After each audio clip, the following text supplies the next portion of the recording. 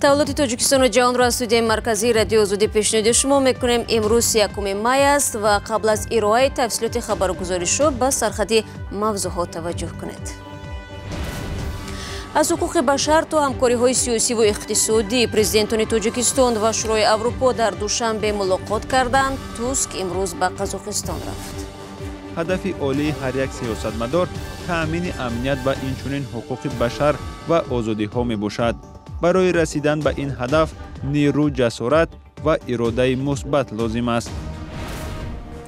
24 تا را بستند اما 4 تای دیگرش باقی مانده است و چگونه دود غلیظ کارخانه‌های آهنگودازی در دوشنبه زندگی ساکنان را سیاه کرد. ایمان سلامتی و بیماری درد سر، پانکراتیت، گفت این دود نفس میگیریم فقط ایدرون و سیایی میپرتویم. پیشنهاد گرانتر کردن سیگار در تاجیکستان، مبارزه با سیگار توصیه می‌یابد اما استحصال و استعمال ناس نیز از مد نظر دور نیست. امروز سفر پرزیدنت شورای اروپا در تاجیکستان پایان یافته. دونالد توسک از کشورهای دیگری آسیای مرکزی دیدن میکند. این مقام بلندپایه طول 2 روز در دوشنبه بود و به بعضی موضعها از جمله کلی سریز رفت. همین لحظه ها در پایتخت کشور سفیر اتحادیه اروپا در تاجیکستان سفر توسک را نتیجه گیری میکند. اما ملاقات دیروزه پرزیدنتان تاجیکستان و شورای اروپا با چی انجامید و جانبها کدام مسئله را بررسی کردند؟ برای یوسفی گزارش میدهد.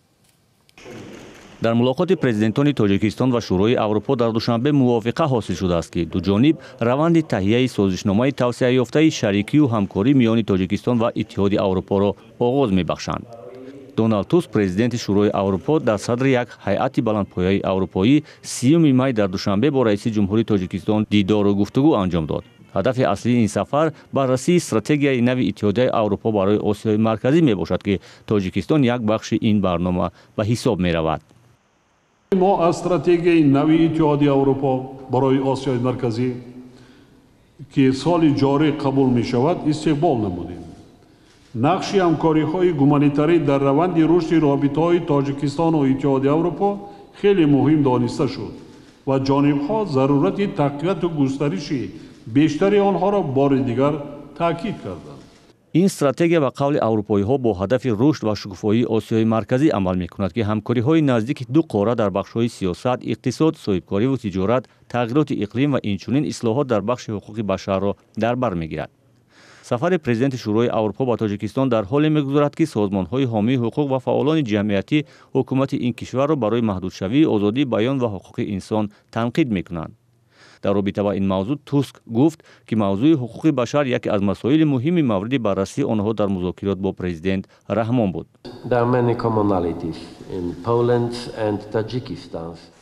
در تاریخ پولشا و تاجیکستان عمومیت‌های زیاد است، از جمله مبارزه کشورهای ما برای آزادی. حقوق بشر بخش اساسی این تاریخ است.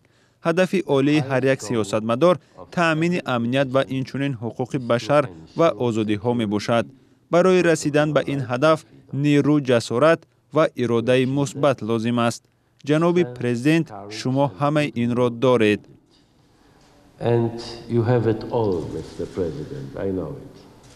در ادامه دونالد توسک از نقش امامعلی رحمان در ثبات سیاسی نه تنها تاجیکستان بلکه منطقه ستایش کرد.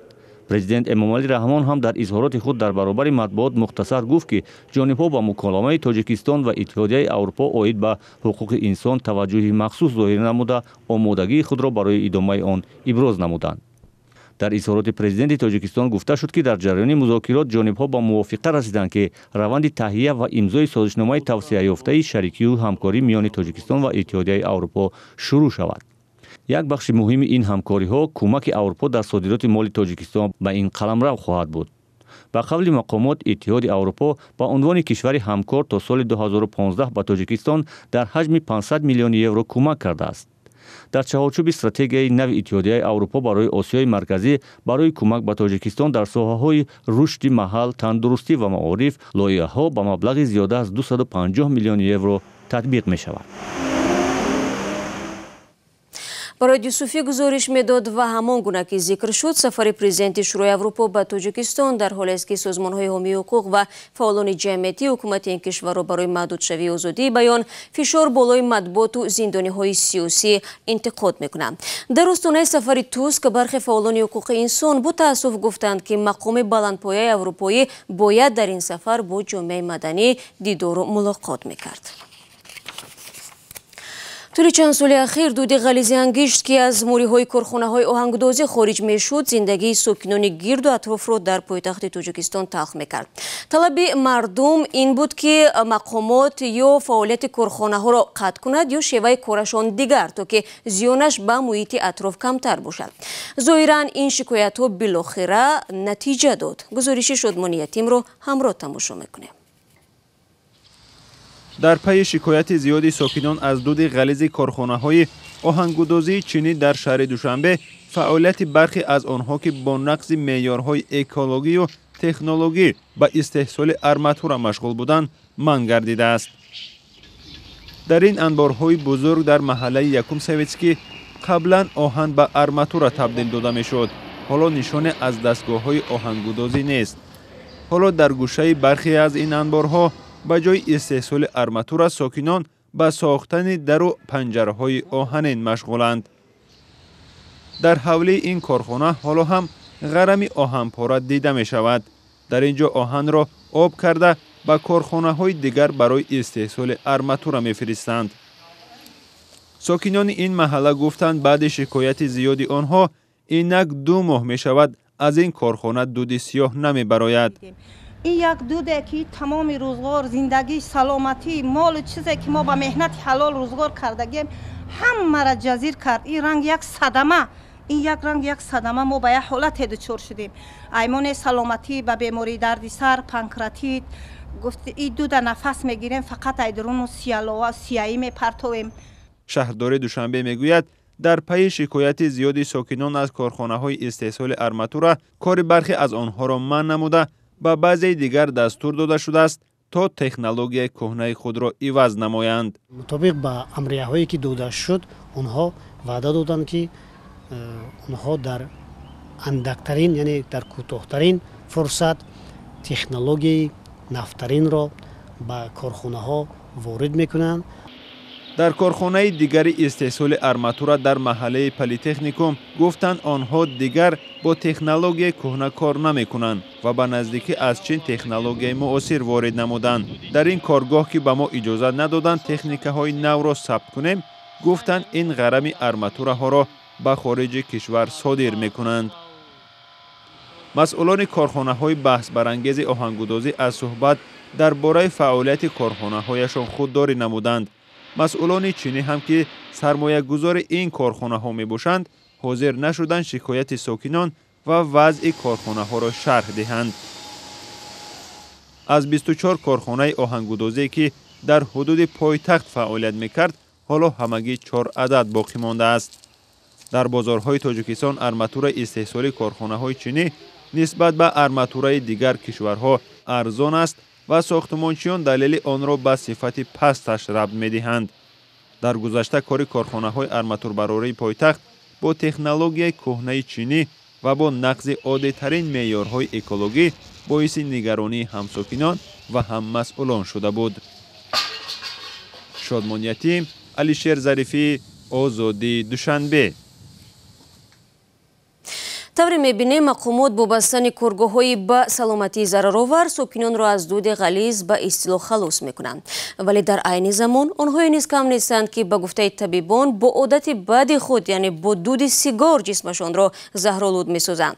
ҳоло дар Тоҷикистон пешниҳодҳое садо медиҳанд ки нархи сигор аз 5 то 7 сомонӣ боло бурда шавад. гузориши настоящи времяро Кай Марсиято тақдим мекунад. ҳанӯз маълум нест ки аксиз то чӣ ҳад боло бурда мешавад.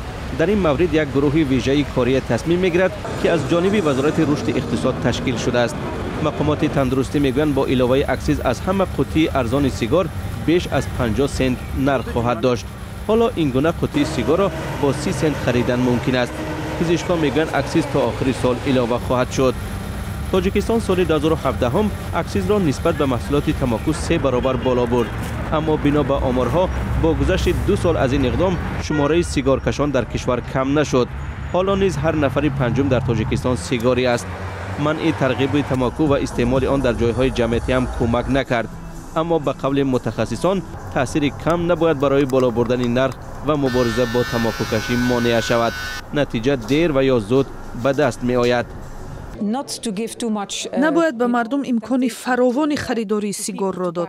دسترس بودن سیگار در همه جا نادرست است. اگر شما سیگار را نبینید، خریدن آن را هم فراموش میکنید. این یکی از راه‌هایی است که باید از آن استفاده کرد. بعداً مسئله نرخ است. اگر سیگار گران باشد، شخصی سیگاری آن را با مقدار زیاد نمیخرد. آنها کوشش خواهند کرد که سیگارهای خریده‌شان را برای دراز مدت استفاده کنند. بر علاوه سازمان جهانی تندرستی میگوید ترغیبات ضرر سیگار را بیشتر و آمار را درباره بیماری‌هایی که سیگار کشی به آن باعث شده است عمومی نمود. به قول وزارت تندرستی تقریبا همه روزه ساکنان گرفتار به بیماری‌های شش به بیمارستان مراجعت می‌کنند.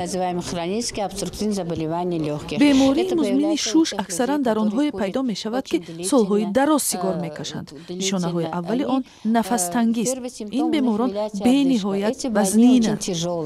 همچنین تصمیم شد که مسئله استحصال ناس جدی گرفته شود. بیش از 80% تماکوکش‌ها ناس را استفاده می‌کنند. هرچند در قانونگذاری ناس همچون محصولات تماکو اعتراف گردیده است، ولی انداز از استحصال و فروش آن همچون از محصولات غذایی گرفته می شود. فعلا برای ناس پتنت علایده وجود ندارد. آنها پتنت را همچون برای فروش محصولات خوراکواری میگیرند و در بخش خصوصی میفروشند. تا آخر همین سال ناس از روی خط محصولات عضوقواری خارج و معیارهای قطعی استحصالی جاری کرده می شود. استحصال کنندگان ناس باید اجازه‌نامه مخصوص بگیرند، اندازها و اکسیز را سپارند و برای تفتیش منتظم نمایندگان مرکزی سانیتری و اپیدمیولوژی آماده باشند. در این قسمت برنامه سیر خواهیم داشت به یکی از مکان‌های پاکستان که در دوره ماه رمضان سیر دم است. در این ماه مبارک که فرصت خوبی برای انجام کارهای خیر می باشد، افراد روزه‌دار نیازمند را سوی یکی از بازارهای معروف این کشور را پیش می‌گیرند تا به پول غذا بخورند. طاهری سفر گزارش می‌دهد. در ماه رمضان اکثر بازارها و آشخانه‌های پاکستانی شبانه روزی باز بوده برای مردم روزه‌دار غذا آماده می‌کنند. ساکنان شهری راولپیندی در کنار پایتخت شهر اسلام آباد قبل از نماز بامداد بیشتر به خام شوربا از گوشت گاو و بز، نان گرم محلی و دوغ توجه دارند. بسیاری‌ها بعد نیمه شب برای خریدن غذای به اصطلاح نهاری عازم بازار پرکرتری در راولپیندی می شوند.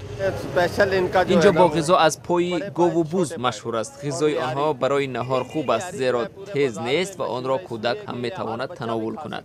تاجران دیگر کلچه تنوری و نان به اصطلاح دیگی تهیه می کنند که خریداری زیاد دارند. در این بازار دوغ و چالاب تازه هم منتظر مشتریان است. ما با راه‌های عنعنوی بدون استفاده از ماشین نوشاکی را آماده می کنیم. بعد از غذا یک پیاله از این شربت خوش‌طعم مثل بویدن گل است.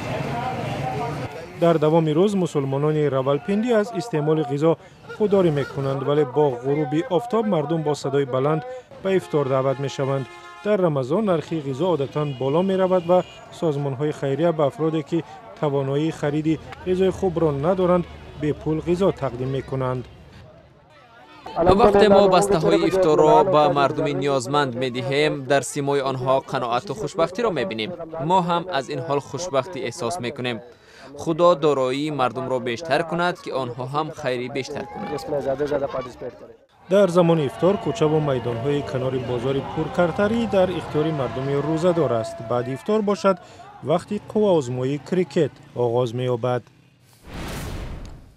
چند از ساکنان شهر اندیجان ازبکستان گفتند هنگام سفر پرزیدنت به آنها خانه‌های نو دادند، ولی بعداً خواستند که جای را خالی کنند. یکی از آنها خورشید طلویی و 35 ساله است. و خورشیده میگوید که بعد اینکه پرزیدنت رفت او را گفتند که از خانه برود چون که این خانه مال کسی دیگر می باشد. خب بینندگان عزیز با این مطلب برنامه امروز را انجام میدیم. شما تا نشر نوبتی برنامه خبری در هفته نو امکان دارید که نوار و گزارش‌های جالب رو از آزادی ویدیو کانال ما در یوتیوب تماشا کنید. خبرهای تازه در وبسایت رادیوی آزادی دسترس خواهند بود. برایتان بینندگان عزیز استراحت خوب می‌خواهیم و تا ملاقات بعدی در هفته نو. خدا نگهدار هر یکی شما باشد.